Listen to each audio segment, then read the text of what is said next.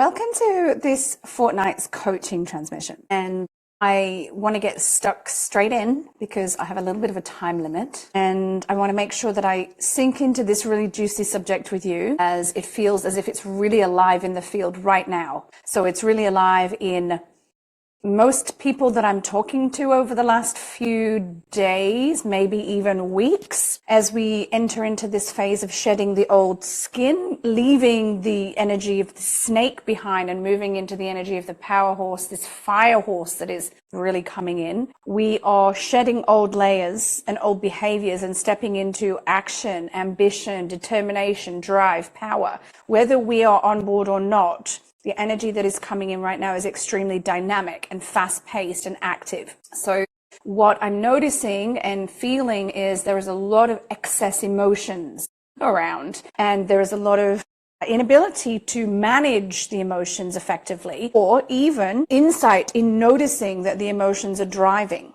All right, so bear in mind, I'm working with lots of people in lots of different dynamics and containers and here and there, and there is a lack of insight. And there is a pace of things happening right now. So if everything is amplified and speeded up energetically around us, sometimes we have to be even more aware of our emotional identity and not allowing ourselves to run away with it and not allowing it to run away with us. And this is what I'm witnessing, is the emotional body 100 to 1,000 miles an hour. And then everything else is like noticing afterwards. So when we operate from our emotional body first, it is problematic. When we allow the emotional body to win and to dominate and to drive forward into situations as the leader of our energy, it is often challenging and has detrimental consequences. Now, I'm not saying here that emotionally driven people, I'm an emotionally driven person, right? And we're not saying it's a problem. What is a problem when it's a problem is when your emotions are not balanced and your emotions are dominant and they are either reactive or fiery or not grounded, not balanced, not anchored, not processed. We cannot operate from that place of emotional awareness, because we are in the emotional fire and turmoil. And then that becomes reactivity that we are then throwing at someone else, or passive emotional energy where we are holding it in and suppressing it. So there is a calling here to be more emotionally aware. If your emotional body is in the driving seat, it's going to take you into behaviors where you are operating in the persecutor energy or in the victim energy or in the rescuer energy. The emotional body driving is going to take you into places where your reactivity is in the driving seat. So before you know it, you're depleted or exhausted or, complaining or whinging or stuck in the same spirals again because your emotional body is leading. So I want to encourage you to become the observer of this. You are responsible for you. So you are responsible for your emotions. Emotions, when processed, no problem. We allow whatever to come in, whatever to rise. We move the emotion through the body, we process it into a place of balance. And that's the difference from having an emotional experience and reacting from that place. Oh, this is too hard, or oh, nobody thinks about me, or oh my gosh, I'm exploding in whatever way, and whatever comes up, and she's not listening to me. It's so hard, and whatever it is, we need to step back and be the observer and go, I'm feeling emotional, or wow, there's emotions coming through. I need to process that and do what I need to do first before acting.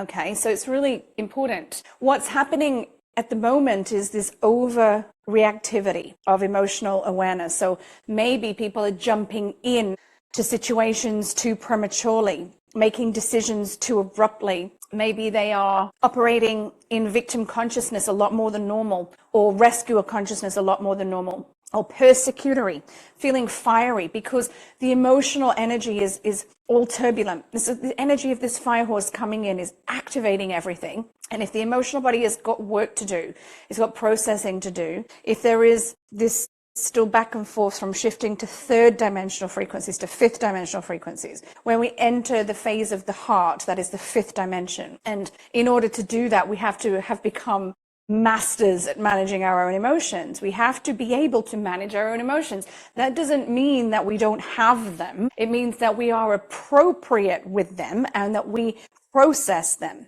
We don't ever step into the consciousness of the heart if we don't do that. All right. So if we want to rise into the age of the heart and into the fifth dimensional frequencies, we have to be able to own our own emotional state and know when we are in it and operating from it. If we're reactive, if we are passive, if we are dominant in the emotional body and letting that lead all of the time, there is a habit and a cycle and a pattern that needs to be changed. And that is about self-responsibility. We're responsible for doing that. We're responsible for noticing it. We're responsible for making the choice to change it if that is something that is happening for us. If we are constantly living in that flight or fright response, or if we are constantly blaming everybody else for our problems, or we're in this victim consciousness because of our circumstance or situation, or we keep putting ourselves in the line of fire with difficult scenarios again and again without changing them, then we need to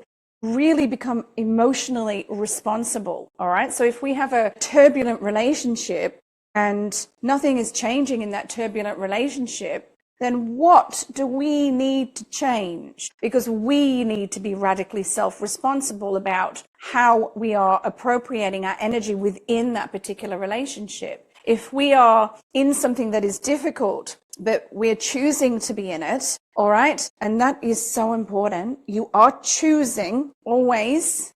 If you're doing something, you're choosing to do it. I've got no choice. Don't ever, ever say that. It is the biggest cop-out. It is the biggest way to drop your frequency. It is the biggest disempowerment, and it is bullshit because every single human being has choice. If you've made a choice to be in something difficult, then you need to learn to navigate that difficult situation out of emotional reactivity, because nothing will change if you don't change it. So if you're choosing to be in something difficult, but you're operating as a victim within it, or as a reactive persecutor, or as a reactive rescuer, or in reactivity of any kind, in emotional body of any kind, you are making it harder for yourself. So you have to choose how you're going to navigate it from a place of actual self-responsible, high vibrational awareness instead of this, because it is going to be the most empowering thing you can ever do when you choose to no longer live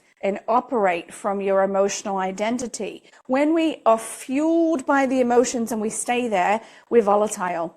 We're not grounded. We're not trustworthy. We're not responsible. We are not stable energetically. We are not attractive often to all other people or some types of people, because our energy feels unsafe, because our emotions are at the forefront. So if the emotions are at the forefront, people don't really have a lot of trust for that, because they feel like they're on eggshells around you. Like you could hop into any different type of emotional identity at any time and operate from there. And this can be you stepping into victim, you stepping into persecutor, you stepping into rescuer. It can be you firing your reactivity at someone else because you haven't got a handle on it. Or it can be you sucking it all up and holding it all in and, oh me, woe is me, right? We've got to get a grip of this. We've got to get a grip of not operating from the emotional body. Now, what do I mean when I say that? So we have an emotional body, feelings, a physical body, muscles, bones, glands, tissues, organs, a mental body, mind and thoughts, a spirit body, the soul.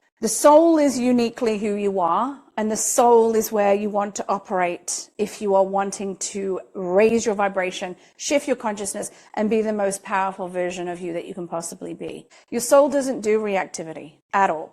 Your soul doesn't do the triangle behaviors. Your soul is pure, unconditional love and light. Everything else comes from the soul, comes down into your being, and it passes through like a filter through the physical, mental, and emotional realms. All right? That's where it gets distorted. If we are highly emotive, we're operating from that emotional body. We're either going to be passive or deficient, or we're going to be passive deficient, or we're going to be excessive amplified, right? So we're either going to be holding the emotions in, passive aggressive, sucking it all up, or we're going to be explosive with them.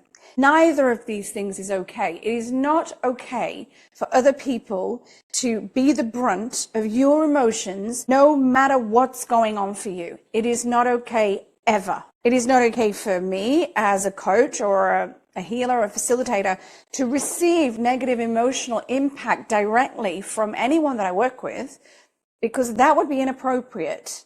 All right. So I would expect that people would process their emotions, tell me how they feel, and I'll help them work through them, but they wouldn't throw their emotions at me, right? Because that could be harmful for me. Luckily, I'm pretty tough and I've got my own protection and I don't take any of that in. But it is not appropriate ever. And this is what we're working with when we want to evolve. We want to choose to operate from the soul. Ask yourself, deep breath, what would my soul say? What would my soul do? How would my soul act? Because your soul is not going to scream and shout, have a tantrum, cry, play victim, throw emotion at other people, go into the poor me consciousness, go into the woe is me consciousness, go into the you did this to me and I'm blaming the world and why won't they listen? You need only take responsibility for yourself. If something is creating emotional turmoil in your life, you have the capacity to change the energy, to change the story, and to change the frequency. If you choose not to change it by keeping yourself in the line of fire or keeping yourself actively involved with something that is emotionally traumatic for you, then you need to be ready to learn how to navigate out of that emotional awareness and to lift your vibration and still be in it. This is very complex, right? We don't always know. This is delicious cacao.